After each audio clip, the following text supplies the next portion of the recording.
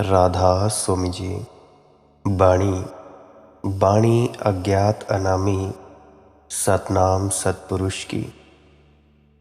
आज की सत्संग वीडियो का विषय है गुरु का अर्थ क्या होता है, गुरु कौन है, सच्चा गुरु क्या करता है, हमें क्या देता है और हमारी किस तरह से मदद करता है। तो चलिए इसी संदर्भ में आज की सत्संग वीडियो आरंभ करते हैं। कमेंट सेक्शन में एक व्यक्ति ने सवाल पूछा था कि गुरु के सत्संग की तो आप रोज़ महिमा करते हैं, पर प्रकृति के सत्संग की कभी कभी चर्चा करते हैं। क्या गुरु प्रकृति से भी अधिक संवेदनशील द्वार है? कृपा करके बताइए। तो मैं उन सज्जन पुरुष को, उन महात्मा जी को कहना चाहूँगा कि प्रकृति है सोया परमात्मा और गुरु है जागा हुआ परमात्मा। गुरु का अर्थ क्या होता है? गुरु का अर्थ होता है जिसके अंदर प्रकृति परमात्मा बन गई। तुम सोए हो, प्रकृति सोई है। इन दोनों सोए हुओं का मेल भी बैठ जाए तो भी कुछ बहुत घटेगा नहीं। दो सोए आदमियों में क्या घटने वाला है? कुछ। दो सोए हुए स्थितियों में क्या घटने वाला है? तुम अभी प्रकृति से तालमेल बिठा ही ना सकोगे। तुम जागो तो प्रकृति को भी तुम देख पाओगे। तुम जागो तो प्रकृति में भी तुम्हें जगह जगह परमात्मा का स्फुरन मालूम पड़े। पत्ते पत्ते में, कण कण में उसकी झलक मिले। लेकिन तुम जाओ तो, तुम अभी गुलाब के फूल के पास जाकर बैठ भी जाओ तो क्या होना है? तुम सोचोगे दुकान की। तुम अगर गुलाब के संबंध में थोड़ी बहुत सोचने की कोशिश करोगे तो वह भी उधार होगा। तुम अभी जागे नहीं, तुम अभी अपनी प्रति नहीं जागे तो गुलाब के फूल के प्रति कैसे जागोगे? जो अपने प्रति जागता है वह सबके प्रति जाग सकता है, और जो अपने प्रति सोया है वह किसी के प्रति जाग नहीं सकता। और गुलाब का फूल गुरु नहीं बन सकता, क्योंकि गुलाब का फूल तुम्हें झकझोरेगा नहीं। गुलाब का फूल खुद ही सोया है, वह तुम्हें कैसे जगाएगा? तो गुरु का अर्थ है जो तुम्हें झकझोर, जो तुम्हारी नींद को तोड़े। तुम मीठे सपनों में दबे हो, कल्पनाओं में दबे हो, जो अलार्म की तरह तुम्हारे ऊपर बजे, जो तुम्हें सोने दे। एक बार तुम्हें जागरण का रस लग जाए, एक बार तुम आंख खोलकर देख लो कि क्या है, कि कोई बात नहीं है, फिर प्रकृति में भी परमात्मा है। इसीलिए कभी कभी मैं प्रकृति की बात करता हूं, लेकिन ज्यादा नहीं करता हूं, क्योंकि तुमसे प्रकृति की बात करी व्यर्थ है। तुम्हें वृक्षों में क्या दिखाई पड़ेगा? वृक्ष ही दिखाई पड़ जाए तो बहुत है। वृक्षों से ज्यादा तो दिखाई नहीं पड़ेगा। तुम्हें मनुष्यों में नहीं दिखाई पड़ता मनुष्य से ज्यादा कुछ, तो वृक्षों में वृक्षों से ज्यादा कैसे दिखाई पड़ेगा? तुम्हें अपने में ही नहीं दिखाई पड़ता कुछ भी, तो वहां कैसे दिखाई पड़ेगा? तो शुरुआत अपने से करनी होगी, और किसी जीवित गुरु के साथ हो लेने में सार है। गुरु का काम बड़ा धन्यवाद शून्य काम है। कोई धन्यवाद भी नहीं देता, नाराजगी पैदा होती है, क्योंकि गुरु अगर तुम्हें जगाए तो गुस्सा आता है। तुम गुरु भी ऐसे तलाशते हो जो तुम्हारी नींद में सहयोगी हो। इसीलिए तुम पंडित पुरोहित को खोजते हो। वे खुद ही सोए हैं, घुर्रा रहे हैं नींद में, वे तुम्हारे लिए भी शामक दवा बन जाते हैं। जागृत गुरु से तुम भागोगे, सदा से भागते रहे हो। नहीं तो अब तक तुम कभी के जाग गए होते। महात्मा बुद्ध से भागे, संत महावीर से भागे, संत कबीर से भागे होगे। जहां तुम्हें कोई जागा व्यक्ति दिखाई पड़ा होगा, वहां तुमने जाना ठीक नहीं समझा, तुम भागते रहे हो। तभी तो अभी तक बच गए, नहीं तो कभी के जाग जाते। तुम पकड़ते ऐसे लोगों का सहारा हो जो तुम्हारी नींद ना तोड़े। तुम कहते हो ठीक है, धर्म भी हो जाए और जैसे हम हैं वैसे के वैसे भी बने रहें। तुम सोचते हो कि चलो थोड़ा कुछ ऐसा भी कर लो कि अगर परमात्मा हो तो उसके सामने भी मुंह लेकर खड़े होने का उपाय रह जाए कि हमने तेरी प्रार्थना की थी, पूजा की थी। अगर हमने न की थी तो हमने एक पुरोहित रख लिया था नौकरी पर, उसने की थी, मगर हमने करवाई थी। सत्यनारायण की कथा करवाई थी, प्रसाद भी बंटवाया था, मगर भगवान न हो तो कुछ हर्जा नहीं है। 2-4-5 रुपए का प्रसाद बंट गया तो 4-5 रुपए पुरोहित ले गया, कोई हर्जा नहीं है। वह जो 10-5 का खर्चा हुआ उसको भी तुम बाजार में उपयोग कर लेते हो, क्योंकि जो आदमी रोज रोज सत्यनारायण की कथा करवा देता है उसकी दुकान ठीक चलती है। लोग सोचते हैं सत्यनारायण की कथा करवाता है तो कम से कम सत्यनारायण में थोड़ा भरोसा करता होगा, सत्य बोलता होगा, कम लुटेगा, कम धोखा देगा। यहां भी लाभ है, सत्यनारायण की कथा से लाभ है। लोग समझने लगते हैं धार्मिक हो तो तुम आसानी से उनकी जेब काट सकते हो। उनको भरोसा आ जाए कि आदमी ईमानदार है, मंदिर जाता है, पूजा प्रार्थना करता है, तो सुविधा हो जाती है, प्रतिष्ठा मिलती है। यहाँ भी लाभ है।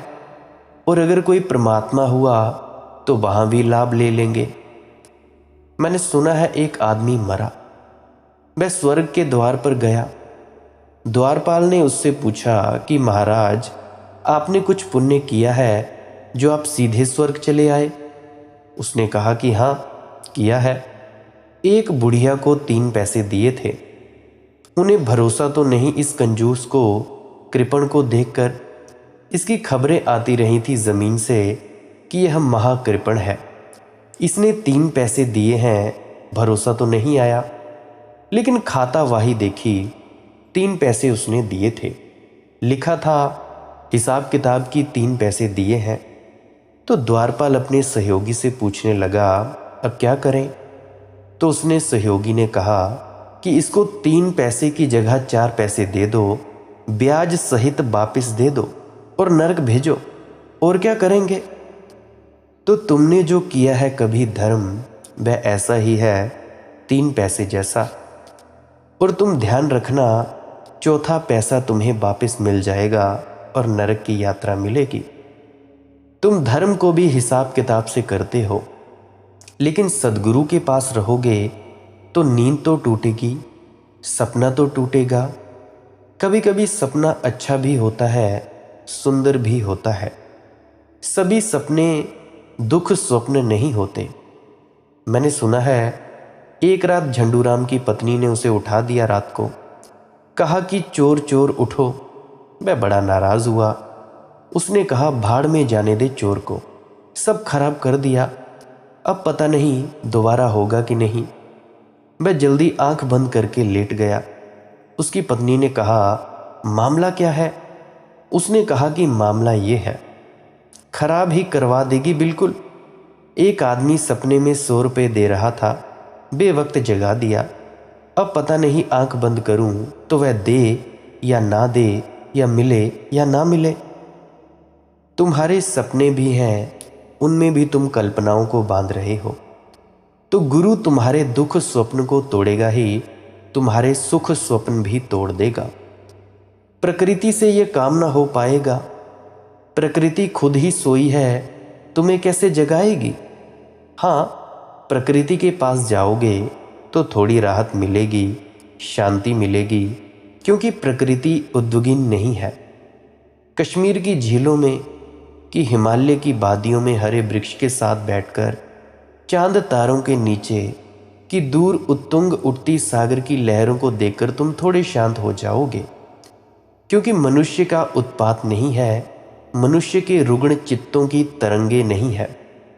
बस इतना ही होगा, लेकिन ये कोई बड़ी उपलब्धि नहीं है। शुरू शुरू जाओगे हिमालय तो 2-4 दिन शांति लगेगी, फिर अशांति शुरू हो जाएगी। फिर तुम हिमालय को भूल जाओगे, फिर तुम्हारा मन वापस लौट आएगा, फिर तुम्हारा मन पुराने गणित में उलझ जाएगा। फिर तुम सोचने लगोगे बाजार की, संसार की, जगत की बातें। फिर तुम उतरोगे पहाड़ से, तुम कहोगे चलो घर वापस, अब यहाँ ऊब आने लगी है, हम तो यहाँ बोर हो गए हैं। प्रकृति के पास थोड़ी देर शांति मिल सकती है, विश्राम के लिए ठीक है। प्रकृति के पास थोड़ी निद्रा मिल सकती है, क्योंकि वही निद्रा में सोई हुई है। इसीलिए तो समुद्र में, पहाड़ में, एकांत में, सन्नाटे में अच्छा लगता है, नींद जैसा अच्छा लगता है। लेकिन जागरण कैसे मिलेगा? जागरण तो कोई जागा हो उसी के पास मिल सकता है। सूरज आया द्वार से, सपनों की ये ओढ़नी, अब तो परे उतार री, सूरज आया द्वार री। गीली पोंछ कपोल री, नयन उठा कुछ बोल री, बिखरा वेश संवार री, सूरज आया द्वार री। चिड़ियाँ रह रही हैं आ रही, सुधियाँ पास बुला रही, मन को छेड़ सितार री, सूरज आया द्वार री। गुरु के पास सूरज द्वार पर आ जाता है। ओढ़नी सपनों की डाले बैठे हैं, घूंघट मारे बैठे हैं सपनों का, उसकी वजह से जो है वह दिखाई नहीं पड़ता। गुरु तुम्हारी ओढ़नी उतार लेगा, तुम्हारी आंखों को नग्न कर देगा, धुआं सपनों का हटा लेगा। मगर यह भी तभी हो सकता है जब तुम सहयोग करो। ये तुम्हारे विरोध में नहीं हो सकता, इसीलिए तुम्हारे समर्पण के बिना नहीं हो सकता। जबरदस्ती नहीं हो सकती इसमें। सचखंड जबरदस्ती नहीं मिल सकता। और सचखंड क्या, अगर जबरदस्ती मिले, जबरदस्ती तो जो भी मिलता है वह परतंत्रता ही होगी, गुलामी ही होगी। स्वतंत्रता जबरदस्ती नहीं मिलती। स्वतंत्रता तो तुम चाहो, सहयोग करो तो मिलती है। लेकिन अक्सर ऐसा होता है, एक तो तुम गुरु के पास ना पहुंचोगे, डरेंगे। तुम सस्ते गुरु खोजोगे जो तुमसे भी गए बीते हैं, जिनसे तुम्हें कोई डर नहीं, जिन्हें तुम खरीद सकते हो, जिनसे तुम्हें कोई चिंता नहीं, जो तुम्हारी नींद ना तोड़ सकेंगे। तुम भली भांति जानते हो तुम्हारे नौकर चाकर हैं। अगर तुम कभी भूल चूक से किसी सदगुरु के पास भी पहुंच जाओ तो तुम सहयोग ना करोगे, तुम असहयोग करोगे। तुम सब तरफ के प्रतिरोध खड़े करोगे। तुम लाख उपाय करोगे कि उनकी आवाज़ तुम्हें सुनाई ना पड़ जाए, या सुनाई भी पड़ जाए तो तुम उसकी व्याख्या करोगे कि उसकी आवाज़ में जो जोर था, तुम्हें जगाने का जोर था, वह शांत हो जाए। तो तुम्हारा सहयोग, इसके बिना कोई सद्गुरु भी कुछ नहीं कर सकता है। प्रकृति तो ये ना कर पाएगी। हाँ, प्रकृति से कुछ पाठ सीखे जा सकते हैं, जैसे सहज होने का पाठ, होने का पाठ। मगर यह भी तुम सीखोगे तब ना। पशु पक्षियों से कुछ सीखा जा सकता है, गाय की आंखों में झांक कर भी कुछ सीखा जा सकता है, झरने को देखकर कुछ सीखा जा सकता है, वृक्षों को पास बैठकर कुछ सीखा जा सकता है। लेकिन तुम ही सीखोगे तब ना। और अगर तुम सीखने को ही तैयार हो तो इस जगत में सद्गुरु से ज़्यादा महिमापूर्ण कोई घटना नहीं है, क्योंकि चेतना के फूल खिले हैं, इससे बड़े और फूल कहाँ खिलेंगे। इसीलिए तो हमने कहा, सहस्त्रदल कमल खिल जाए जिसका, उसको सद्गुरु कहा। जिसकी चेतना का कमल खिल जाए, 1000 पंखुड़ियों वाला कमल खिल जाए। ज़रूर प्रकृति में बहुत सुंदर कमल है, सुंदर से सुंदर कमल है, लेकिन मनुष्य की चेतना में जो खिलता है उसकी तुलना में तो कुछ भी नहीं है। कुछ सीख सकते हो प्रकृति से, लेकिन कभी कभी बात करता हूँ मैं, क्योंकि ना कोई चिंता है, ना कोई भय है, ना कोई लगाव है, ना कोई मोह है, ना कोई लोभ है। अगर तुम प्रकृति से ही सीख लो तो बहुत, मगर वह कैसे सीखोगे? तुम्हें चाहिए कोई जो झकझोर दे, तुम्हें चाहिए कोई जो तुम्हारी नींद को तोड़ दे, कोई तुम्हें पुकारे जोर से। ये फूल चुपचाप बोलते हैं, ये वृक्ष भी बोलते हैं, लेकिन बड़ा मौन है इनका स्वर, चुपचाप ही बोलते जाते हैं। और तुम इतने कोलाहल से भरे हो कि जब तक कोई तुम्हें घरों की मुंडेर पर चढ़कर न चिल्लाए, तुम शायद सुनो ही ना। जीसस ने अपने शिष्यों से कहा कि जाओ और घरों की मुंडेरों पर चढ़ जाओ और चिल्लाओ, ताकि शायद कुछ लोग जो सुनना चाहते हैं सुन लें। लोग बहरे हैं, जीसस ने कहा लोग अंधे हैं, जाओ और चिल्लाओ, ताकि उनके शोरगुल में थोड़ी सी बात पहुंच जाए, शायद पहुंच जाए। अगर 1000 के द्वार खटखटाओगे, शायद एकांत का हृदय खुला मिल जाए।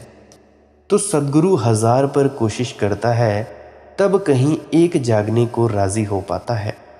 999 तो दुश्मन है अपने ही, वे सब तरह की व्यवस्था कर लेते हैं कि कोई उन्हें जगा ना सके। एक व्यक्ति ने और प्रश्न पूछा है कि परमात्मा को पाना क्या मनुष्य की जीत है या हार है?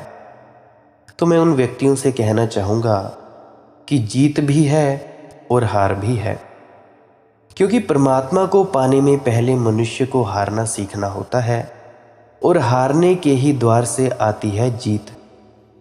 हार है उपाय, जीत है परिणाम। हार है विधि, जो हारने को राजी है वही जीतता है। तो प्रेम के जगत में हार की एकमात्र उपास है। प्रेम के जगत में तो जीतना चाहता है जो, वह तो हार जाता है, और हारने को तत्पर है जो, वह जीत जाता है। प्रेम का जगत बड़ा विरोधाभासी जगत है, और परमात्मा का अर्थ है प्रेम की आत्यंतिक ऊंचाई, प्रेम की चरम अवस्था। तुम्हारा प्रश्न बहुत महत्वपूर्ण है महात्मा जी। ये रमेश जी ने प्रश्न पूछा है, उठा होगा इसी डर से कि अगर जीतना है, जीवन में जीतना है, तो फिर क्या हारने से शुरू करें? ये बात जंचती नहीं, गणित में बैठती नहीं, तर्क के प्रतिकूल है। तर्क तो ये कहता है अगर जीतना है तो जीतने से शुरू करो। जाना है पूर्व और पश्चिम जाओगे तो कैसे पूर्व पहुंचोगे? जीतना है तो जीतने से शुरू करो। अगर हारने से शुरू किया तो फिर पछताओगे, आखिर में हार जाओगे। तर्क तो यही कहता है, लेकिन जीवन तर्क से बहुत ज़्यादा बड़ा है। जीवन का तर्क बड़ा अनूठा है। जीवन का तर्क कहता है अगर जीतना है तो हार जाओ, जल्दी जीतना हो तो जल्दी हार जाओ, पूरा जीतना हो पूरे हार जाओ। परमात्मा के चरणों में जो सिर रख देता है, उसके हृदय में परमात्मा विराजमान हो जाते हैं। इतना ही नहीं, वह भी परमात्मा के हृदय में विराजमान हो जाता है, पूरी तरह से विराजमान हो जाता है। तो जो सागर में डुबकी लगाएगा गहरे, वह गहरे मोती चुन लाएगा। हारना डुबकी लगाने का उपाय है। जीसस ने कहा है जो अपने को बचाएगा वह अपने को खो देगा, और जो अपने को खोने को राजी है वह अपने को बचा लेगा। तो प्रेम हार का गणित है। तुम्हें जब तक यह अहंकार है कि मैं जीतूंगा, मैं जीत कर रहूंगा, तब तक तुम प्रेम की दुनिया में प्रवेश न कर सकोगे। देखते हो ना, भक्तों ने कहा हारे को हरि नाम, यानी जो हार गया है उसको ही हरि नाम उत्पन्न होता है। लेकिन ध्यानियों ने नहीं कहा है यह। ध्यानी कहते हैं जो सत्य को पा लेता वह जिन हो जाता है। जिन यानी जीत जाता है। जिन शब्द से जैन बना है, जीता हुआ। भक्त कहते हैं हारा हुआ, सर्वहारा। सब जो हार देता है वह ही परमात्मा को पाता है। ज्ञानी कहते हैं जीतने में जो पूरी तरह लग जाता है, संकल्प को जुटा के लग जाता है, केवल वही पाता है। तो ज्ञान जीतने की प्रक्रिया है। इसीलिए ज्ञान के मार्ग पर अहंकार बहुत बड़ा खतरा है। ज्ञान के मार्ग पर अहंकार से न बचें तो परमात्मा तो दूर, सिर्फ अहंकार ही भरता होगा। भक्ति के मार्ग पर अहंकार का खतरा नहीं है, क्योंकि अहंकार तो पहले ही चरण में रख देता है। पहले ही कदम पर अहंकार उतार देना है। भक्ति के मार्ग पर खतरा है सुस्ती का, आलस्य का। भक्त आलसी हो सकता है, वह कहेगा कि ठीक है, बस अपना हार गए, रख दिया सर परमात्मा के चरणों में, अब जो होगा सो होगा, कि उसके बिना हिलाए तो पत्ता भी नहीं हिल सकता, तो इसीलिए जो वह करेगा करेगा। अब हमें क्या करना है? अब हमें कुछ भी नहीं करना है। और इस कुछ भी ना करने के पीछे वह सब पुराना जाल वैसा का वैसा चलता रहेगा जैसा चलता था। वही चोरी, वही बेईमानी, वही कठोरता, वही हिंसा। ध्यान के मार्ग पर अहंकार का खतरा है, क्योंकि वह संकल्प का मार्ग है, वहाँ आलस्य का कोई खतरा है।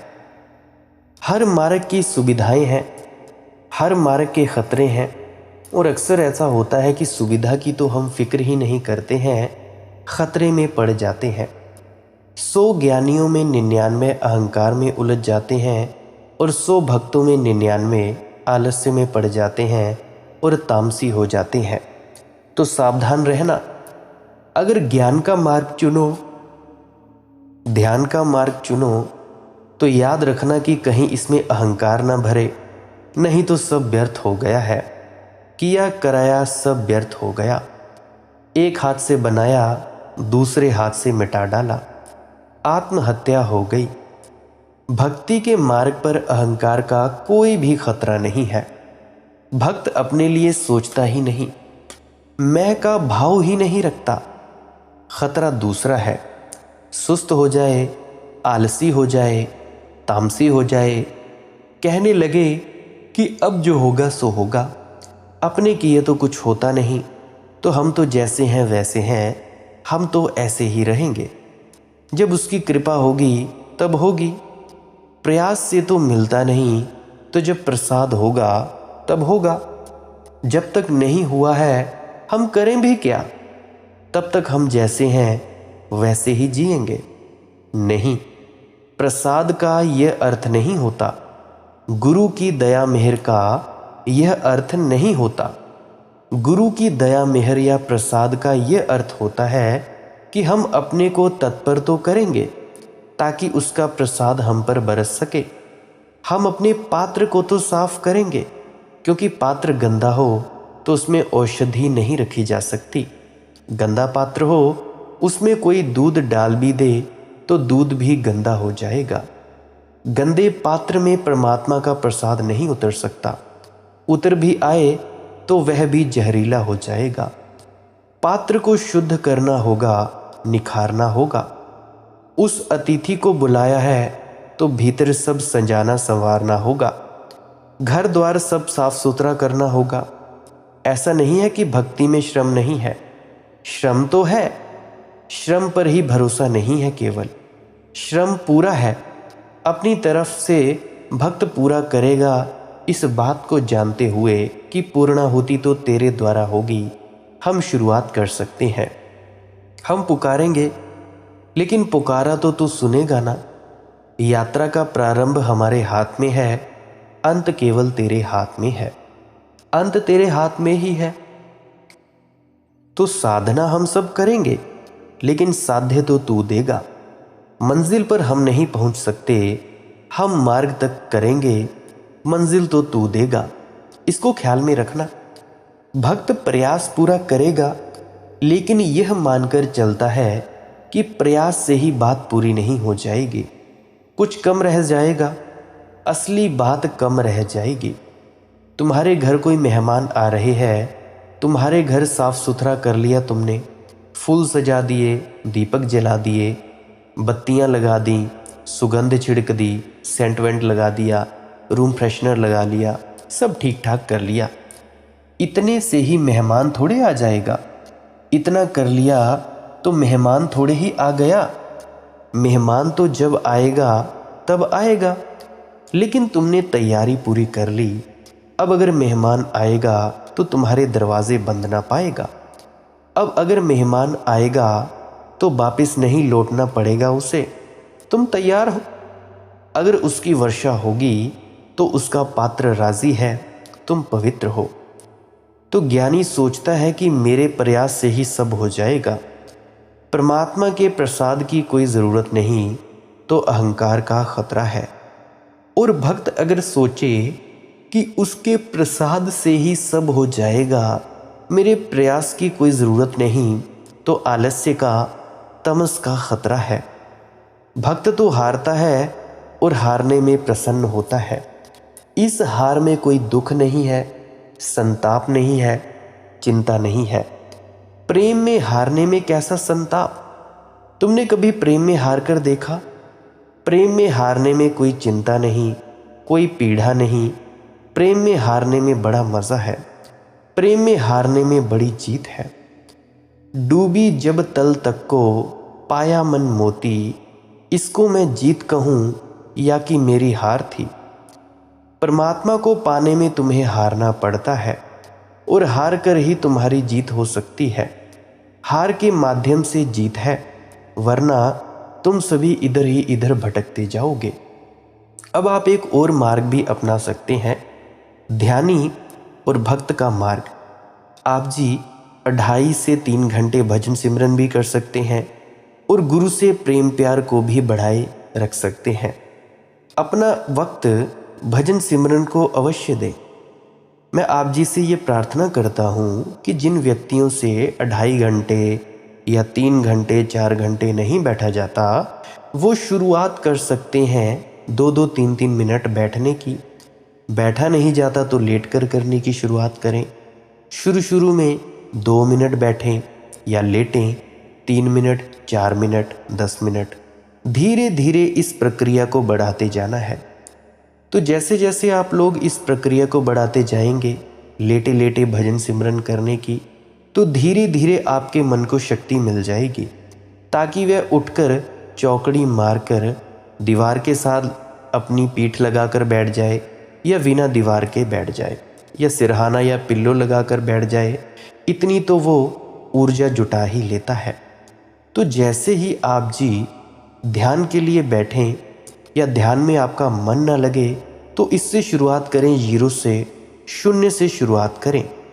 आप जी इससे शुरुआत करें कि सबसे पहले आपने लेट कर करना है। 1 मिनट किया, 2 मिनट किया, 3 मिनट, 5 मिनट किया, धीरे धीरे बढ़ाते जाना है। और आप जी अपने इस शरीर रूपी औजार को बैठाने में कामयाब हो पाएंगे। दावे के साथ कह सकता हूँ, अगर आप जी 1 मिनट 2 मिनट से भी शुरू करेंगे तो धीरे धीरे बढ़ते बढ़ते ऐसा वक्त हो जाएगा कि 2-2 3-3 घंटे बीत जाएंगे भजन सिमरन में। आप सोचोगे कि अरे अभी तो मैं बैठा था या बैठी थी, अभी 2 घंटे बीत गए, अभी 3 घंटे बीत गए। तो ऐसी स्थिति हो जाएगी। तो सबसे पहले तो आप ध्यान के लिए बैठ सकते हो और साथ में आपका गुरु पर पूर्ण विश्वास होना चाहिए, पूर्ण समर्पण होना चाहिए। ये मैं कब की बात कह रहा हूँ? जब गुरु बना लिया गया है। परंतु जब तक गुरु नहीं बनाया है तब तक पूरी सोच विचार करो, खोजबीन करो। इधर नहीं मिला तो उधर ढूंढो, उधर नहीं मिला तो इधर ढूंढो, सब जगह जाओ, सब जगह छान मारो। परंतु जब गुरु मिल गया तो संदेह छोड़ देना है, पूरी तरह से उस पर विश्वास कर लेना है, श्रद्धा कर लेनी है और उसके कहे हुए मार्ग के अनुसार चल पड़ना है। जैसा जैसा वो कहता है वैसा वैसा करके देख लेना है। और जैसा जैसा उसने आगे की मंजिलें बताई होंगी, जैसा जैसा आप प्रैक्टिकल करते जाओगे, इसको बैठोगे 2 घंटे 3 घंटे बैठोगे, चौकड़ी मारकर आंख बंद करके भजन के लिए बैठोगे, तो आपको सब वो अनुभूतियाँ होंगी जो किसी एक संत ने या किसी ने भी लिखी हो, किसी ग्रंथ पोथी में, वेद शास्त्र में या किसी ने सत्संग में फरमाई हो। तो आप जी ऐसा कर सकते हैं। तीसरा मार्ग है बीच का मार्ग, भजन भी करें और समर्पित भी हो जाएं। गुरु प्यारी साध संगत जी, आज के लिए बस इतना ही।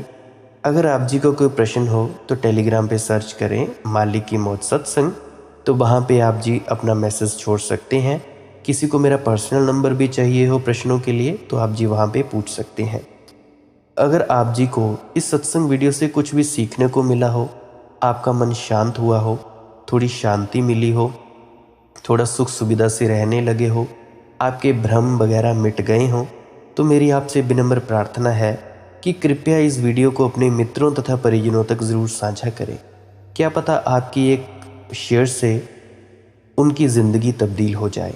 व्हाट्सएप स्टेटस में शेयर करें, इंस्टाग्राम पे शेयर करें, फेसबुक पे शेयर करें, जहाँ शेयर करनी हो इस वीडियो को शेयर कर दें। कोई सुने चाहे ना सुने, आपने इस चीज़ की चिंता नहीं लेनी है, आपको बस शेयर कर देनी है वीडियो। अगर आप जी सब्सक्राइब करने में विश्वास रखते हैं तो कर सकते हैं, अन्यथा आप जी डेली सर्च ज़रूर कर लिया करें यूट्यूब पर मालिक की मौत सत्संग। सुबह 6 बजे से लेकर शाम 6 बजे तक कोई ना कोई सत्संग मिल जाएगा। अगर कभी ना मिले तो आप जी से विनम्र प्रार्थना है कि कृपया पुराने सत्संगों को अवश्य सुने। अगर अभी के 2-3 महीने के सुन लिए तो उससे पिछले सुन लो, शुरू के सुन लो, रिपीट ही सुन लो, दोबारा से सुन लो। क्या पता जो सत्संग सुनकर आपको पहली बार समझ में ना आया हो दूसरी बार समझ आ जाए। तो 2-2 3-3 बार सुन लो, इससे आपका ही फायदा होगा, आपका ही जीवन परिवर्तन होगा। अंत में आपके भीतर बैठे परमात्मा को प्रणाम करता हूँ। मेरा प्रणाम स्वीकार करें। राधा स्वामी जी।